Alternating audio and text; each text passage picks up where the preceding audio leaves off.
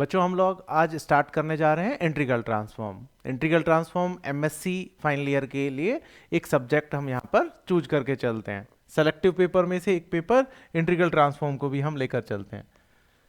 Integral transform भाई नाम से ही जैसे हमारे पास है इंटीग्रेशन और दूसरा ट्रांसफॉर्मेशन। ठीक है, ट्रांसफॉर्मेशन की बात करें तो भाई अपने पास कोई भी एक फंक्शन है, ठीक है, फंक्शन को एक टी वेरिएबल का फंक्शन है उसको नए वेरिएबल एस वेरिएबल के फंक्शन में कन्वर्ट करेंगे।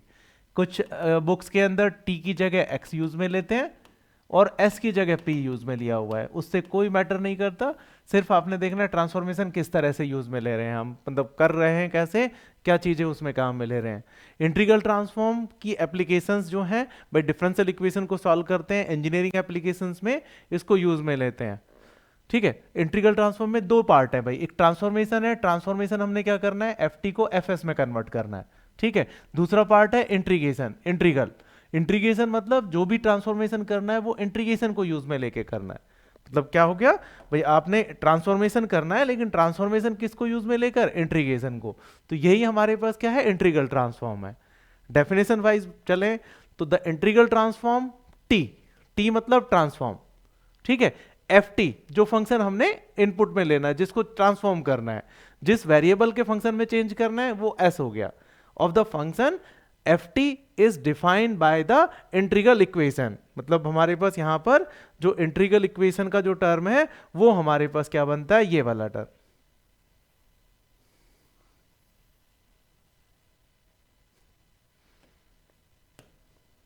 ठीक है, मतलब हमारे पास यहां पर जो दिख रहा है भाई इंटीग्रेशन जो करना है, मतलब ट्रांसफॉर्म जो करना है एफ टी का करना है, किस वेरिएबल में करना है, एस में करना है, ट्रांसफॉर्म करना है दैट मींस टी।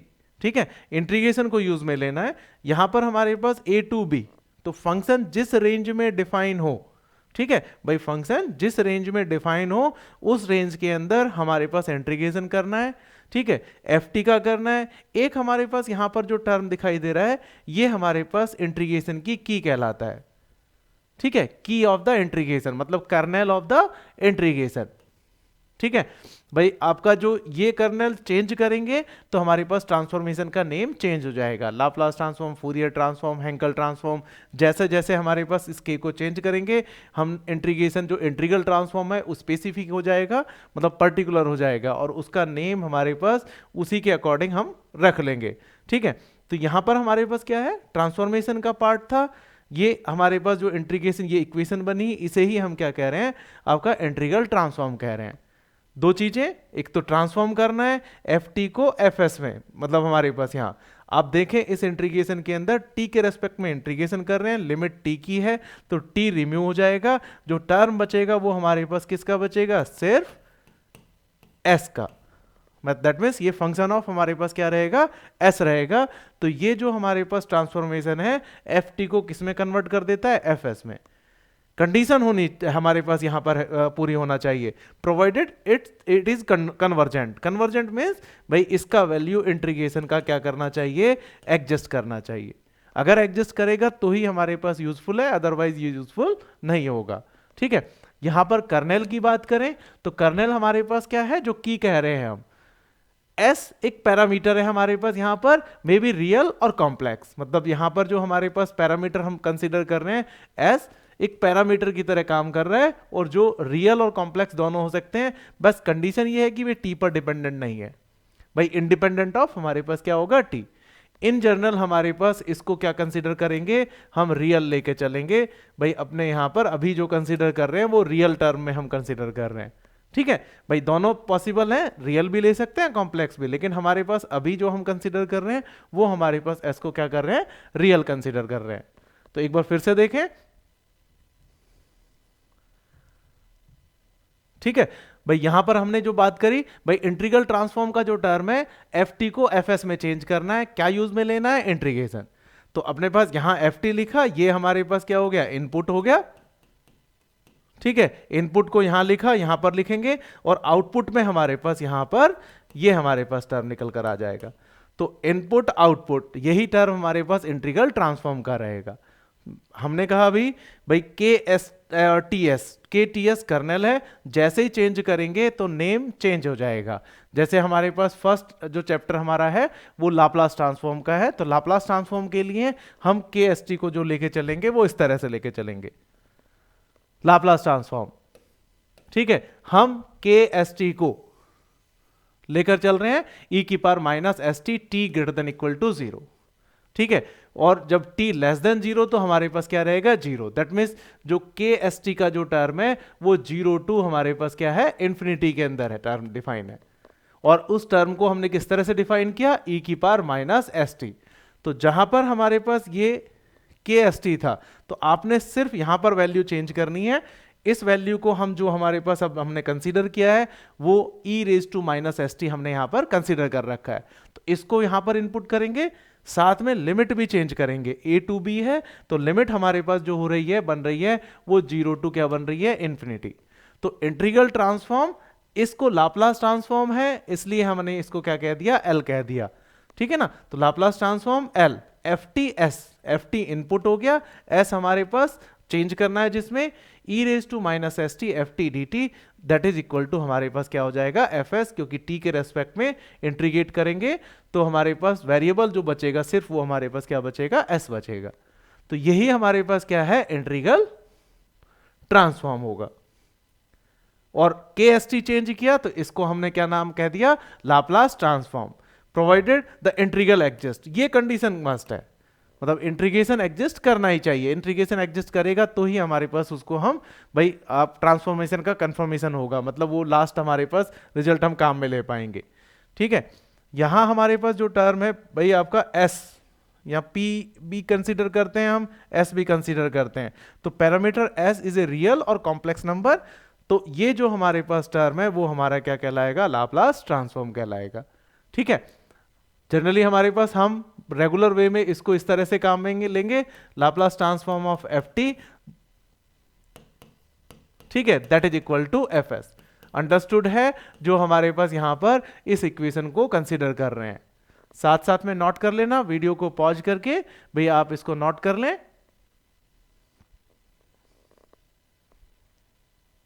ठीक है, तो अपने पास क्या था, एक तो इंटीग्रल ट्रांसफॉर्म था, इंटीग्रल ट्रांसफॉर्म एफ टी को एफ एस में, इस इक्वेशन से यहां पर के एस टी चेंज किया, के एस टी हमने यहां पर कंसीडर किया ये वाला फॉर्मूला, तो वो हमारे पास क्या बन गया, लाप्लास ट्रांसफॉर्म बन गया। अब लाप्लास ट्रांसफॉर्म में हमारे पास क्या है, एफ टी, जो इंटीग्रेशन का रूल, जो फर्स्ट रूल है हमारे पास यहां पर, और एक ही इक्वेशन है हमारे पास यहां पर लाप्लास ट्रांसफॉर्म के चैप्टर के अंदर, बस इसके अलावा कोई नहीं, इसी से हमने सारी चीजें बनानी है, अलग से कोई हमने टर्म नहीं लेकर आना। ठीक है, नेक्स्ट हमारे पास कुछ डेफिनेशंस हैं, जैसे हमारे पास एक डेफिनेशन है सेक्शनली कंटिन्यूअस। ठीक है, एक होता है कंटिन्यूअस फंक्शन, कंटिन्यूअस मतलब एकसार, भाई लगातार किसी भी इंटरवल में कंटिन्यूअस, दैट मीन्स हमारे पास ईच पॉइंट पर वो हमारे पास क्या होगा, कंटिन्यूअस होगा। कंटिन्यूअस का जो डेफिनेशन हमारे पास रहता है भाई, राइट हैंड लिमिट, भाई लिमिट जैसे x tends to a plus, देखिए f x, limit x tends to a minus, ठीक है, एफ एक्स, और हमारे पास क्या था, वैल्यू फंक्शन का उस पॉइंट पर, ये कंटिन्यूटी की बात थी। कंटिन्यूटी का जो टर्म था भाई, कंटिन्यूअस का जो टर्म है वो हमारे पास यहां पर इस तरह से लेके चल रहे हैं, इंटरवल हमारे पास ए बी, ईच पॉइंट जो भी आप लेके चलोगे उस पॉइंट पर हमारे पास कंटिन्यूअस होगा, तो वो हमारे पास इस तरह से हम कंसीडर करते हैं। यहां पर जो लिखा हुआ है वो सेक्शनली कंटिन्यूअस लिखा हुआ है भाई। ठीक है, मतलब यहां पर जो टर्म लिखा हुआ है वो क्या लिखा हुआ है, सेक्शनली कंटिन्यूअस। सेक्शन मतलब हमारे पास ब्रेक कर लें उसको, भाई जो भी इंटरवल है उसको हम क्या कर लें, ब्रेक कर लें। सपोज किया कोई फंक्शन हमारे पास यहां पर एफ एक्स है, वो हमारे पास इंटरवल 0 to 10 पर डिफाइन है, और इसके पॉइंट ऑफ डिसकंटिन्यूटी सपोज कि हमारे पास 3 है, 5 है और 7 है। देखें अब इसके अंदर ना, मतलब मैं एक छोटा सा एग्जांपल में डिस्कस कर रहा हूं कि कोई भी हमारे पास फंक्शन है जिसका जो इंटरवल हमारे पास यहां पर हम कंसीडर कर रहे हैं वो x बिलोंग्स टू 0 to 10 है, पॉइंट ऑफ डिसकंटिन्यूटी, ठीक है, वो हमारे पास हमने सपोज किया भाई हमारे पास 3 to 5, 5 to मतलब 3, 5 और 7, तो हम क्या करते हैं इस इंटरवल को ब्रेक कर लेते हैं, 0 to 3, ठीक है, 3 to भाई हमारे पास 5 और 5 to 7 और 7 to हमारे पास क्या हो जाएगा 10। ठीक है, आपने पॉइंट ऑफ डिसकंटिन्यूटी कहा है 3, ठीक है, अगर 3 को छोड़े तो बाकी पूरे इंटरवल के अंदर ये कैसा रहेगा, कंटिन्यूअस। अगर हमारे पास हम कह रहे हैं 5 पे और 3 पे डिसकंटिन्यूअस है, लेकिन इस इंटरवल के बीच में हमारे पास ईच पॉइंट पर क्या रहेगा, कंटिन्यूअस। ऐसे ही सिमिलर हमारे पास अगर 5 और 7 की बात करें तो इसके बीच में हमारे पास क्या रहेगा, कंटिन्यूअस। तो यही हमारे पास यहां टर्म कह रहा है सेक्शनली कंटिन्यूअस। मतलब अगर 0 से 10 के बीच में हमारे पास वो कैसा है भाई, आपका कुछ पॉइंट्स पर, मतलब फाइनाइट पॉइंट्स पर हमारे पास कैसा है, वो डिसकंटिन्यूअस है। तो हमने क्या करा, उन पॉइंट्स को छोड़कर, मतलब उनको छोड़ दें और बाकी रिमेनिंग पार्ट के अंदर अगर वो कंटिन्यूअस है तो वही टर्म हमारे पास क्या कहलाता है, सेक्शनली कंटिन्यूअस कहलाता है। तो function f t define on a b is said to be sectionally और piece wise continuous if a close interval a b, if the interval AB can be subdivided into finite number of sub intervals, मतलब उसको सब divide कर दें finite number of सब interval के अंदर, ठीक है, such that in each of which the function is continuous and has finite right and left hand limits। मतलब वो हमारे पास क्या होना चाहिए भाई, हमारे पास उसकी राइट हैंड लिमिट और लेफ्ट हैंड लिमिट हमारे पास फाइनाइट होनी चाहिए उन जो आपको ये सब इंटरवल हम कंसीडर कर रहे हैं। तो कंटिन्यूअस मतलब पूरे इंटरवल के अंदर कंटिन्यूअस, लेकिन सेक्शनली कंटिन्यूअस में अगर उसमें कुछ पॉइंट ऑफ डिसकंटिन्यूटी हैं तो उन पॉइंट ऑफ डिसकंटिन्यूटी को छोड़कर जो आपके पास सब इंटरवल बनेगा उस सब इंटरवल में वो क्या होना चाहिए, कंटिन्यूअस। तो इस तरह के फंक्शन को हम क्या कहेंगे, सेक्शनली कंटिन्यूअस फंक्शन कहेंगे।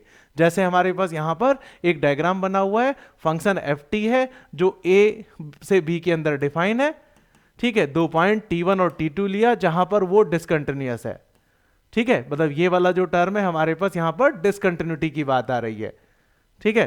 तो इन पॉइंट्स पर डिसकंटिन्यूअस है, लेकिन जो आपका मिड पॉइंट है इनके भाई, आपका जो इंटरवल के बीच में है, सब इंटरवल जो हुआ भाई, एक हमारे पास ए T1 और ऐसे ही हमारे पास T1 और T2 और ऐसे ही हमारे पास T2 और B, ठीक है, इनमें हमारे पास ये कैसा है भाई, हमारे पास कंटिन्यूअस है, दैट मींस ये हमारे पास कैसा होगा, सेक्शनली कंटिन्यूअस कहलाएगा। तो एक डेफिनेशन नया हमारे पास यहां पर था, उसको हम यहां पर कंसीडर करेंगे, ठीक है। नेक्स्ट जो हमारे पास डेफिनेशन है, function of exponential order. Function की बात कर रहे हैं एक्सपोनेंशियल ऑर्डर। एक्सपोनेंशियल ऑर्डर का जो टर्म है वो हमारे पास ई की पावर, ठीक है भाई, आपका अल्फा टी, इस तरह का टर्म भाई, ये जो टर्म है भाई इस टर्म के साथ लेके चल रहे हैं। तो आपका जो टर्म है भाई हमारे पास यहां पर ई की पावर, एक्सपोनेंशियल मतलब हमारे पास एक्सपोनेंशियल फंक्शन जो ई टर्म में हम कंसीडर कर रहे हैं, तो वो उसका जो हमारे पास है वो किसी ऑर्डर के साथ चल रहा है, उसकी डेफिनेशन को डिस्कस कर रहे हैं। तो यहां कह रहे हैं a function f t said to be of exponential order alpha, मतलब एक फंक्शन हमारे पास f t exponential order alpha का कहलाएगा, ठीक है, as t tends to infinity, जब लिमिट हम टी टेंस टू इंफिनिटी लें, इफ भाई ये वाला जो लिमिट है हमारे पास क्या होना चाहिए, एग्जिस्ट करना चाहिए। ये जो लिमिट है, limit t tends to infinity e raise to minus alpha t f t, ये कोई फाइनाइट क्वांटिटी हमारे पास यहां पर आनी चाहिए। अगर फाइनाइट क्वांटिटी आ रही है तो हमारे पास ये एफ टी क्या होगा, एक्सपोनेंशियल ऑर्डर अल्फा का एक फंक्शन होगा, ठीक है। इसको अगर अदर वे में लिखे तो वहां पर एक कोई नंबर हमारे पास यहां पर कैपिटल हम इस तरह से एग्जिस्ट हो, if given a positive number alpha there exist a positive real number, मतलब एक रियल नंबर हमारे पास एग्जिस्ट करना चाहिए जो इस कंडीशन को क्या करना चाहिए, फुलफिल करना चाहिए। मतलब m एग्जिस्ट हो आपका अल्फा के लिए जब t टेंस टू इंफिनिटी है, तो उस कंडीशन में ये जो हमारे पास क्या होगा, function f T alpha order का एक्सपोनेंशियल फंक्शन होगा, ठीक है। इसको सिंप्लीफाई करेंगे तो हमारे पास ये इस तरह से लिखा जा रहा है, ठीक है, मतलब एफ टी बाउंडेड हो,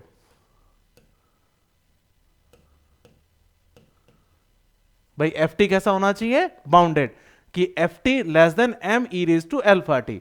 तो ये हमारे पास जब t टेंस टू इंफिनिटी करेंगे तो ये हमारे पास क्या होना चाहिए, m का टर्म 0 की तरफ टेंस करना चाहिए, दैट मींस ये हमारे पास f t is of exponential order alpha then as t tends to infinity. अगर भाई हमारे पास यहां पर एक कंडीशन और है, अगर बीटा ग्रेटर देन अल्फा है तो उस कंडीशन में भाई हमारे पास एफ टी बीटा ऑर्डर का भी हमारे पास क्या होगा, एक्सपोनेंशियल फंक्शन होगा। नोट कर लें इसको।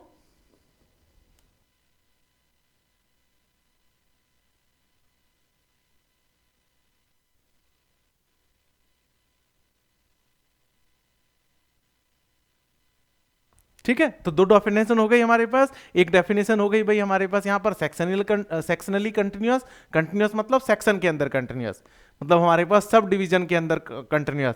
सब डिवाइड किया, सब इंटरवल किया, और ईच इंटरवल के अंदर हमारे पास सब इंटरवल में भाई हमारे पास क्या होना चाहिए, कंटिन्यूअस होना चाहिए। ठीक है, दूसरा हमारे पास था एक्सपोनेंशियल ऑर्डर।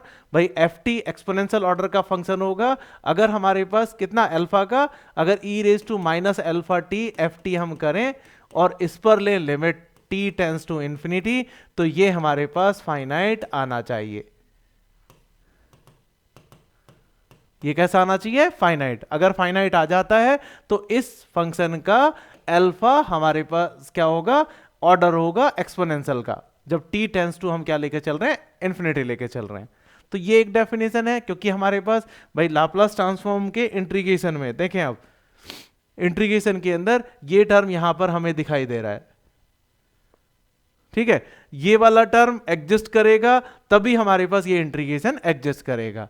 तो इसलिए हम यहां पर क्या कर रहे हैं भाई, इसको कंसीडर कर रहे हैं हम, मतलब ये वाला जो टर्म है वो हमारे पास यहां पर भाई इंटीग्रेशन का टर्म में हमारे पास आ रहा है। तो इस टर्म के लिए ही हमने यहां पर ये डेफिनेशन यहां पर दिया है, मतलब इसको डिफाइन किया है।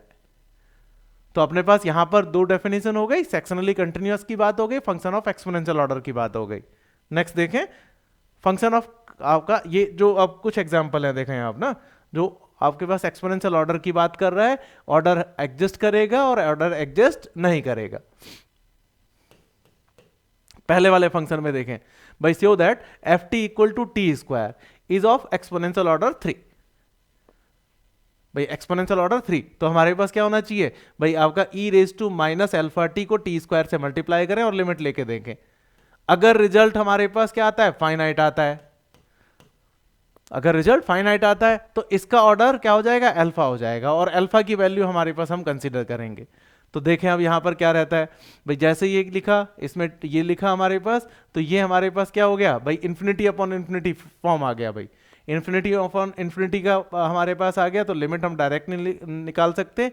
एल हॉस्पिटल रूल अप्लाई किया, न्यूमरेटर और डिनोमिनेटर दोनों में हमने क्या कर दिया, डिफरेंशिएट कर दिया।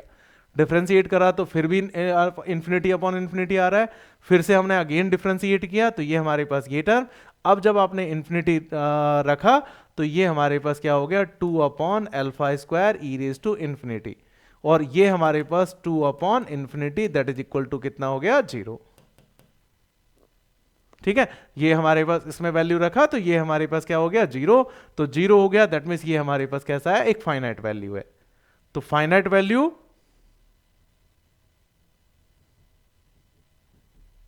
आ गया, तो ये हमारे पास क्या है भाई, आपका एक्सपोनेंशियल ऑर्डर का फंक्शन रहेगा। अब ऑर्डर कितना रहेगा वो देखें, T square is of exponential order भाई अल्फा। अल्फा की वैल्यू हमारे पास यहां पर जो रखना है वो देखना है। तो टी स्क्वायर एक रिलेशन, ठीक है भाई, टी स्क्वायर एक रिलेशन में हम कंसीडर कर रहे हैं। तो ये हमारे पास जो होगा भाई, कैपिटल एम का जो टर्म है भाई, उस जिससे लेस देन, देखें अभी अब वापस से डेफिनेशन, तो ये कैपिटल एम का जो टर्म है, मतलब ये वाला जो टर्म है, इस टर्म को हम यहां पर कंसीडर कर रहे हैं। तो यहां पर जो हमारे पास टर्म बन रहा है भाई, ई रेज टू 3t, जब t की वैल्यू आप रखेंगे 0 से ग्रेटर, जैसे 1 2 अगर रखेंगे, तो उस कंडीशन में हमारे पास 3 वाला जो टर्म रहेगा तभी ये हमारे पास क्या बनेगा, लेस देन। इसलिए इसका ऑर्डर हमारे पास क्या लेके चलेंगे, हम 3 लेके चलेंगे। अब देखें हमारे पास यहां पर f t e raise to t की पावर 3, इसका कोई भी ऑर्डर नहीं होगा एक्सपोनेंशियल का। चेक करा भाई, limit t tends to infinity e raise to minus alpha t, ये टर्म लिखा, कंसीडर किया। अब देखो न्यूमरेटर इसके जो आपका पावर में हमारे पास क्या हो गया, पॉजिटिव इंफिनिटी, और ई रेज टू पॉजिटिव इंफिनिटी हमारे पास बाई अप्रोक्सीमेट 2.72, तो इसकी पावर हमारे पास कितना, इंफिनिटी, दैट मीन्स ये हमारे पास क्या हो गया, इंफिनिटी हो गया। तो इंफिनिटी हो गया, तो इस कंडीशन में हमारे पास इसका वैल्यू कितना हो गया, infinity, not finite. Not finite तो हम इस तरह का कोई भी एम एग्जिस्ट नहीं कर पाएंगे, मतलब हमें नहीं मिलेगा। दैट मीन्स इसका ये क्या है, नॉट ऑफ एक्सपोनेंशियल ऑर्डर, भाई हमारे पास इसका कोई भी ऑर्डर एक्सपोनेंशियल के फॉर्म में नहीं है। तो ये जो हमारे पास क्या हुआ भाई, आपका ये वाला जो टर्म है भाई हमारे पास क्या है, एक्सपोनेंशियल ऑर्डर 3 के साथ चल रहा था, ये वाला टर्म हमारे पास जिसमें हमारे पास कोई भी एक्सपोनेंशियल ऑर्डर नहीं था। तो दो फंक्शन हमने यहां पर क्या करे, डिस्कस करे। नोट कर लें। Next definition, function of class ए। ठीक है भाई, दो डेफिनेशन हमने अभी पढ़ी। ठीक है भाई, दो डेफिनेशन पढ़ी। एक डेफिनेशन थी भाई सेक्शनली कंटिन्यूअस, ठीक है, t greater than equal to 0 पर, और दूसरा हमारे पास था एक्सपोनेंशियल ऑर्डर, भाई अल्फा की बात कर रहे थे, टी टेंस टू इंफिनिटी पर। अगर कोई भी फंक्शन इन दोनों कंडीशन को फुलफिल करता है तो उसे फंक्शन ऑफ क्लास ए कहते हैं हम। अगर क्या कह रहे हैं हम भाई, ये दोनों डेफिनेशन मतलब सेक्शनली कंटिन्यूअस है, ठीक है, in every finite interval for t greater than 0, और दूसरा हमारे पास exponential order alpha as t tends to infinity, इन दोनों कंडीशन को फुलफिल कर रहा है तो वो फंक्शन ऑफ हमारे पास क्या कहलाएगा, क्लास ए कहलाएगा। एक थ्योरम भाई हमारे पास यहां पर इंपॉर्टेंट थ्योरम है एग्जाम के लिए भी, ठीक है, एग्जिस्टेंस ऑफ लाप्लास ट्रांसफॉर्म। क्या टर्म है, एग्जिस्टेंस ऑफ लाप्लास ट्रांसफॉर्म। भाई लाप्लास ट्रांसफॉर्म का जो है वो एग्जिस्ट करेगा, तो एग्जिस्ट करेगा जब ये एफ एस आएगा। तो ये कह रहा है if f t is a sectionally continuous in every finite interval t 0 to t 0 and of exponential order alpha, मतलब एक्सपोनेंशियल ऑर्डर अल्फा का हमारे पास है as t tends to infinity, वही क्लास ए का फंक्शन है। भाई फंक्शन हमारे पास जो है वो क्लास ए का, एफ टी हमारे पास फंक्शन किसका है, क्लास ए का। क्लास ए में दो टर्म आ गए, सेक्शनली कंटिन्यूअस आ गया, और दूसरा हमारे पास क्या आ गया, एक्सपोनेंशियल ऑर्डर अल्फा का टर्म आ गया। तो f t is a sectionally continuous in every finite interval 0 to t 0, ठीक है, टी नॉट कह रहे हैं, and of exponential order alpha as t tends to infinity, then Laplace transform of f t exist किस condition में, s greater than हमारे पास क्या होना चाहिए, अल्फा होना चाहिए।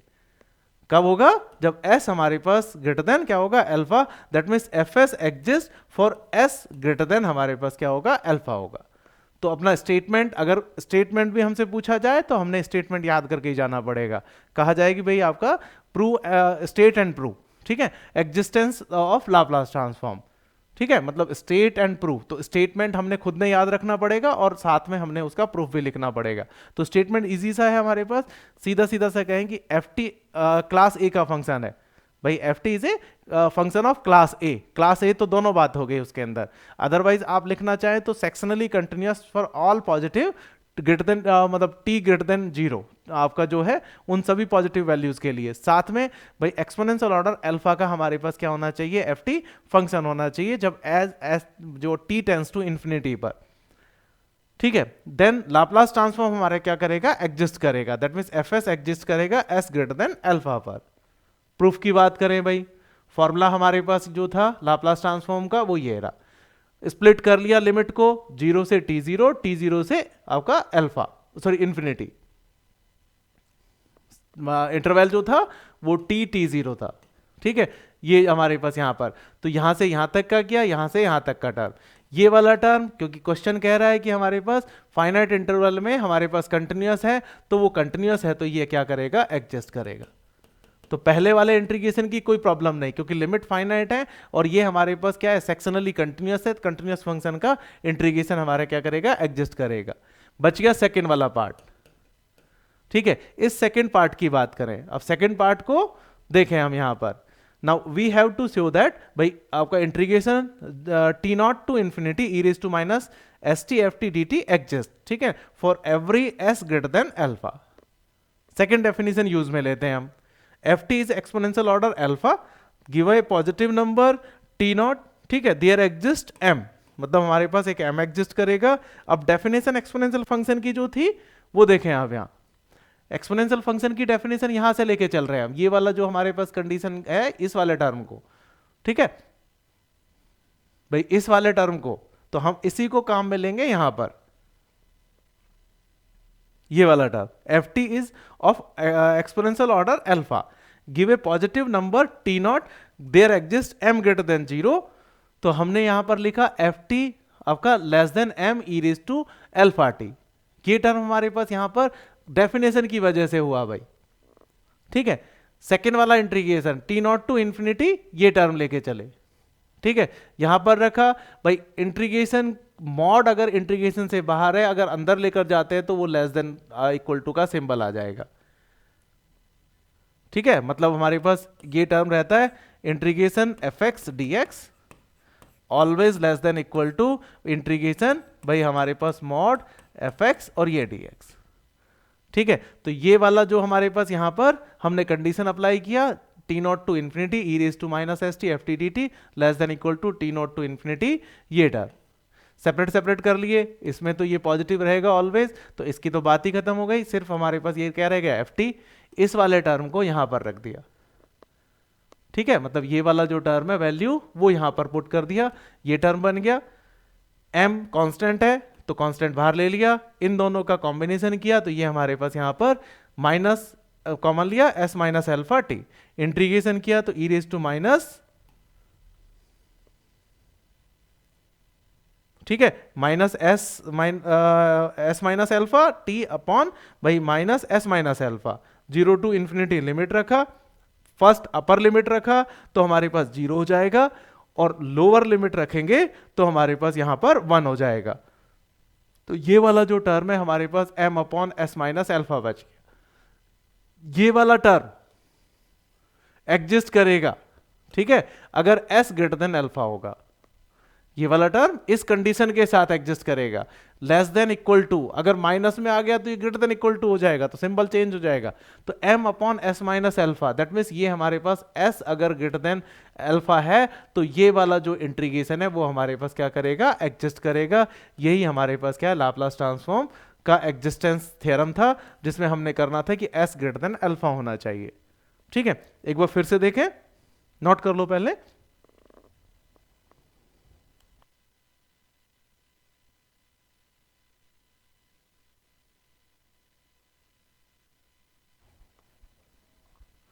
भाई थ्योरम का जो स्टेटमेंट था वो किस तरह से, existence theorem, f t class A का फंक्शन होना चाहिए, sectionally continuous, exponential order alpha, s t tends to infinity, then Laplace transform exist करेगा एस ग्रेटर देन अल्फा पर।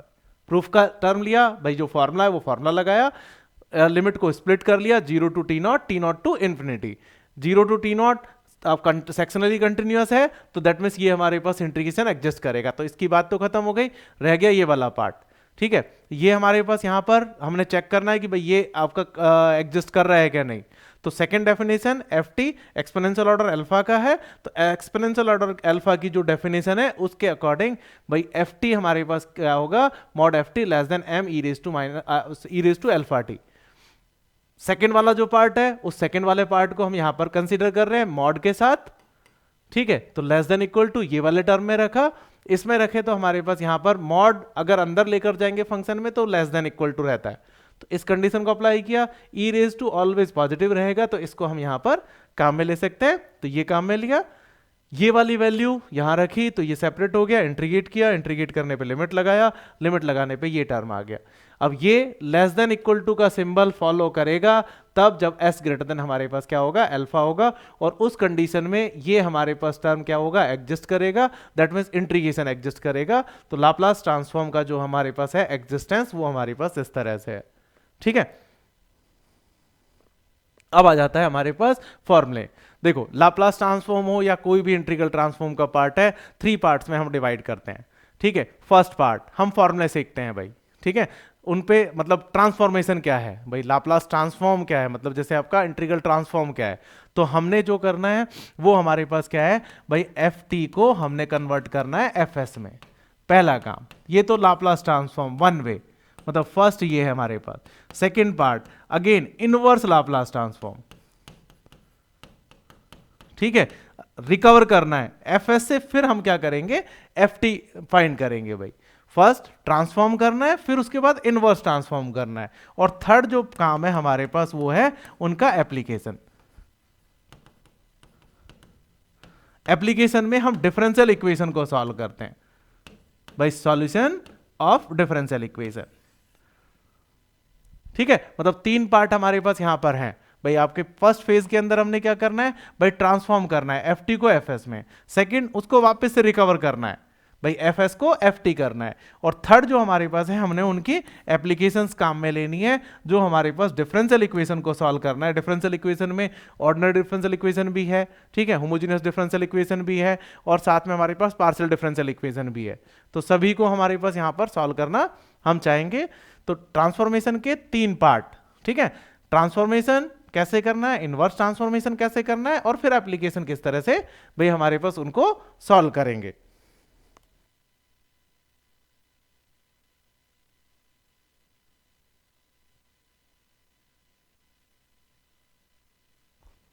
ठीक है भाई, तो ट्रांसफॉर्मेशन में एफ को एफ में, एफ को एफ में, फिर एप्लीकेशन, ये चीजें हमने यहां पर काम में लेनी है। अब देखो हमारे पास लाप्लास ट्रांसफॉर्म के फर्स्ट भाई, यहां पर भी आप देखें तो आपके पास लिमिटेड चीजें हैं, फॉर्मूले चाहिए। फॉर्मूले अगर डायरेक्ट एप्लीकेबल होंगे तो हमारे पास ठीक है, नहीं होते हैं तो फिर हम क्या करेंगे भाई, प्रॉपर्टीज हैं, उन प्रॉपर्टीज को काम में लेते हैं। भाई अपने पास एक ही फॉर्मूला हम यहां पर अभी पढ़ रहे थे लाप्लास ट्रांसफॉर्म में, भाई एफ टी एस, ठीक है, 0 to infinity e raise to minus s t f t और ये डी टी, ये टर्म था, ठीक है। रिजल्ट हमारे पास हम क्या कह रहे हैं, एफ एस, यहां इनपुट करना है और ये हमारे पास क्या आएगा, आउटपुट आएगा।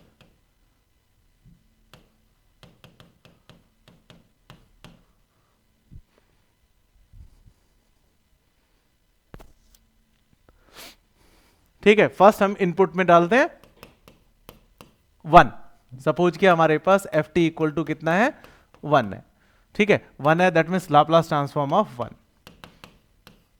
तो अपने पास फॉर्मूले में वैल्यू रखें, जहां पर फंक्शन है उसकी जगह रख दो बस, e raise to minus s t, ठीक है, 1, और ये हमारे पास क्या हो गया, डी टी, इंटीग्रेशन कर दिया, e raise to minus s t upon minus s, ठीक है, 0 से इंफिनिटी। तो ये हमारे पास यहां पर upper limit minus lower limit, और ये टर्म हमारे पास यहां पर कितना हो गया, सिंप्लीफाई किया तो ये 0 minus minus plus 1 upon S. 0 कैसे होगा, ई रेज टू माइनस इंफिनिटी 0 होता है भाई, दैट मीन्स 1 अपॉन एस, और एस हमारा ग्रेटर देन माइनस 0 है, तो ग्रेटर देन क्या होना चाहिए, 0, तब एग्जिस्ट करेगा। तो लाप्लास ट्रांसफॉर्म बाई 1 का हमारे पास क्या हो जाएगा, 1 अपॉन एस। ये हमारे पास फर्स्ट फार्मूला, ठीक है, मतलब फर्स्ट हमारे पास अगर एफ टी इक्वल टू 1 है तो 1 हमने यहां पर रखा, इनपुट किया, यहां 1 रखा, और सिंपल हमने क्या कर लिया, इंटीग्रेट कर लिया, ठीक है। सेकंड हमारे पास यहां पर ले एफ टी, अगर हमारे पास कितना हो, टी हो, ठीक है, तो टी फिर से Laplace transform of t, that is 0 to infinity e raise to minus s t t, और ये क्या हो जाएगा, डी टी। फर्स्ट और सेकंड सपोज करके इंटीग्रेट कर लें, कुछ इंटीग्रेशन के टर्म में डायरेक्ट काम में लें भाई ना। अगर हमारे पास यहां पर एक फंक्शन बार बार डिफरेंशिएशन करने पर 0 हो जाता है तो हम इस वाले फॉर्मूले को काम में लेंगे भाई ना। तो ये चीजें कुछ आप वापस से रिवाइज कर लें भाई, माइनस फर्स्ट फंक्शन का डिफरेंशिएशन अगेन v1 dx, मतलब इसको हम v1 कह दें, तो ये हमारे पास यहां पर plus D square you upon D x square v2 dx, और इसी तरह से आगे चले हम, इसको v2 कह देंगे, ठीक है। तो ये हमारे पास जब तक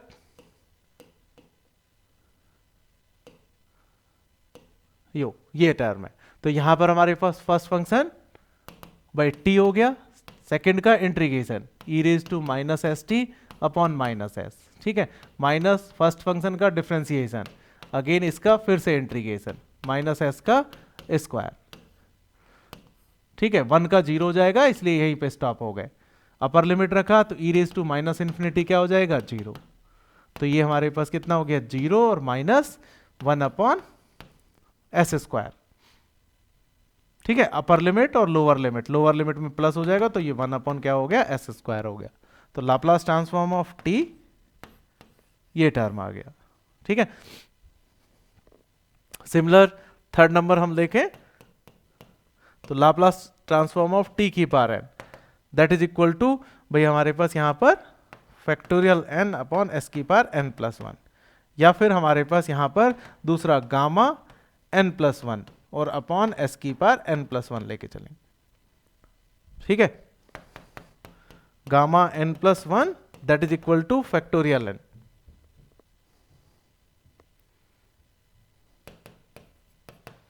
gamma n+1 that is equal to n gamma n, ये टर्म रहते हैं। ये कुछ टर्म है हमारे पास, याद रखना। तो नेक्स्ट हमारे पास फॉर्मूला ये दो इंटीग्रेशन यूज में लेंगे, 0 e raise to ax sine bx dx। मैं कुछ फॉर्मूले जो हमें रेगुलर चाहिए मैं लिखता हुआ चल रहा हूं भाई। a square plus b square a sine bx minus b cos bx, एक टर्म ये ऐसे ही e raise to ax cos bx dx, a square plus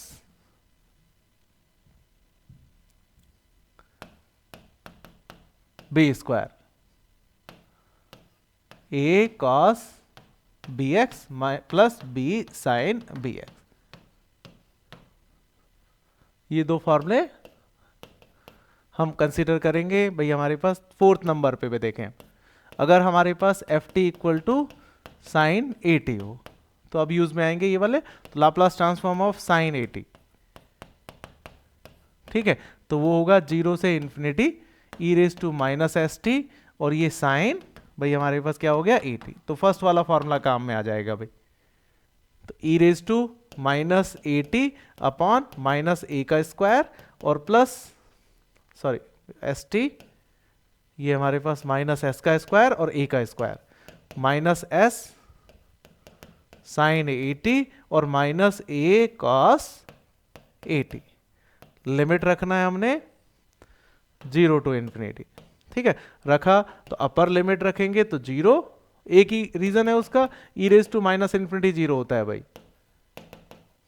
ठीक है, और माइनस ये हमारे पास यहां पर 0 रखा तो 1 upon s square plus a square.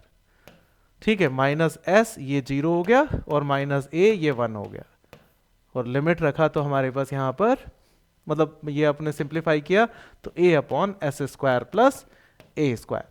तो लाप्लास ट्रांसफॉर्म भाई साइन का टर्म का जो हो गया वो हमारे पास ये हो गया, सिमिलर कॉस का भी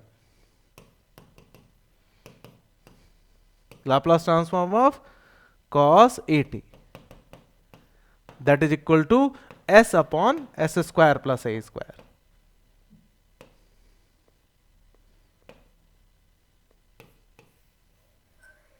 ठीक है, ये हमारे पास यहां पर फोर्थ है, तो ये फिफ्थ नंबर डाल देंगे भाई ना फॉर्मूले का। नेक्स्ट बाई साइन हाइपरबॉलिक, ठीक है, x that is equal to e raise to x minus e raise to minus x और बाय 2, और cos hyperbolic x that is equal to e raise to x plus e raise to minus x by 2 होता है भाई। तो 6 number का जो formula है भाई, अगर हमारे पास एफ टी क्या हो साइन हाइपरबॉलिक ए टी हो। ठीक है, तो Laplace transform sine hyperbolic a t, तो ये टर्म हो जाएगा 0 से infinity e raise to minus s t sine hyperbolic a t, और ये डी टी। ठीक है, तो ये 0 से infinity e raise to minus s t, यहाँ पर वैल्यू रख दो e raise to a t minus e raise to minus a t और बाय 2। ठीक है, सेपरेट कर लो भाई इनको, e raise to minus s minus a t 1/2 तो बाहर आ गया ना, तो ये हमारे पास, और minus e raise to minus s plus a और ये डी टी। ठीक है, तो ये हमारे पास 1/2 भाई 0 इंटीग्रेशन कर देते हैं, तो ये हो गया e raise to minus s minus a t upon minus s minus a, और ये वाला जो टर्म है minus s plus a t upon minus s plus a. ठीक है, लिमिट 0 से इंफिनिटी, अपर लिमिट रखेंगे तो 0 भाई 0। ठीक है, लोअर लिमिट रखा तो फर्स्ट वाला प्लस हो जाएगा 1 अपॉन एस माइनस ए। ठीक है, सेकेंड वाला भी भाई एक बार माइनस और एक और आएगा लिमिट 0 वाले, तो ये माइनस का। ठीक है, एलसीएम लेते हैं, यहां लिख रहा हूं मैं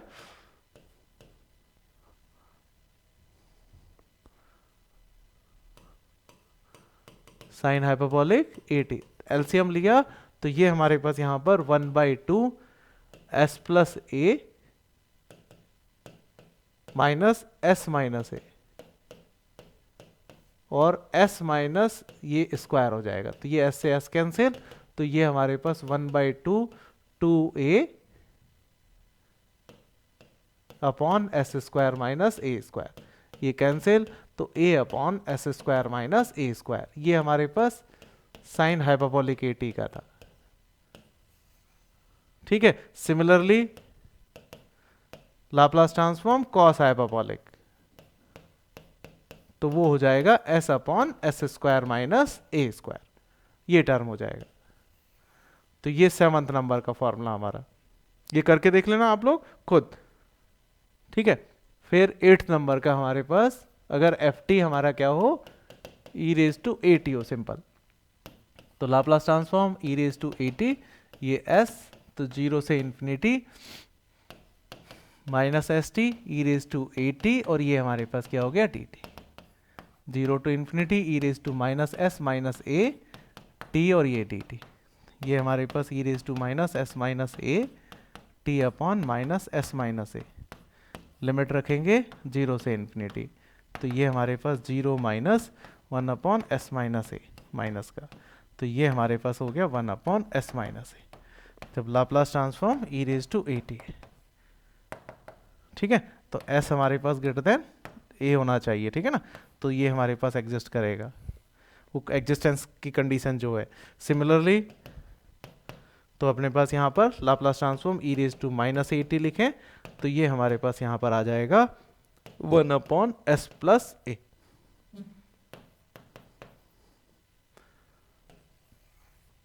ये 9th एग्ज, तो अपने पास जो टर्म बने भाई, अपना पहला टर्म, बस फॉर्मूले जो बन गए भाई ना, पहला और लास्ट फॉर्मूला एक तरह से आप लाप्लास ट्रांसफॉर्म में करें तो वो यही है, जो भी चीज बनेगी वो इससे बनेगी। ठीक है, फिर उसके बाद 1 that is 1 upon s, t 1 upon s square, t की power n factorial n upon s की पावर n प्लस 1, फिर sine t AT that is a upon s square plus a square, फिर cos AT that is equal to s upon s square plus a square. ठीक है, फिर हमारे पास sine hyperbolic AT, तो ये हमारे पास यहां पर भाई आपका a upon s square minus a square, cos hyperbolic AT, तो ये हो गया s upon s square minus a square, और फिर e रेज टू AT जो हो गया हमारे पास 1 अपॉन s माइनस ए, और e raise to minus AT जो हो गया हमारे पास 1 अपॉन s प्लस ए। फॉर्मूले इतना ही है बस, अगर इनसे सबसे मैच करेगा तो हमारे पास यहाँ पर भाई हमने इनको देखा और कर दिया, काम में ले लिया, जो भी हमारे पास टर्म रहेगा। जैसे एग्जांपल लें लाप्लास ट्रांसफॉर्म ऑफ t की पावर 3, तो t की पावर 3 ये रहा भाई, ये हमारे पास क्या हो जाएगा फैक्टोरियल 3 अपॉन s की पावर 3 प्लस 1, मतलब 6 अपॉन s की पावर 4 हो गया। हमसे कहा जाए भाई हमारे पास साइन 3t, तो ये रहा फॉर्मूला भाई, ठीक है, तो 3 अपॉन एस स्क्वायर प्लस 3 का square that means 3 upon s square plus ये कितना हो गया 9, ये हमारे पास यहाँ पर रिजल्ट आया। तो इस तरह से हमने यहाँ पर लेकर चलना है, सारे फॉर्मूले याद होने चाहिए, एकदम टिप्स पे होने चाहिए, तो ही हमारे पास इजीली हम ट्रांसफॉर्मेशन कर पाएंगे।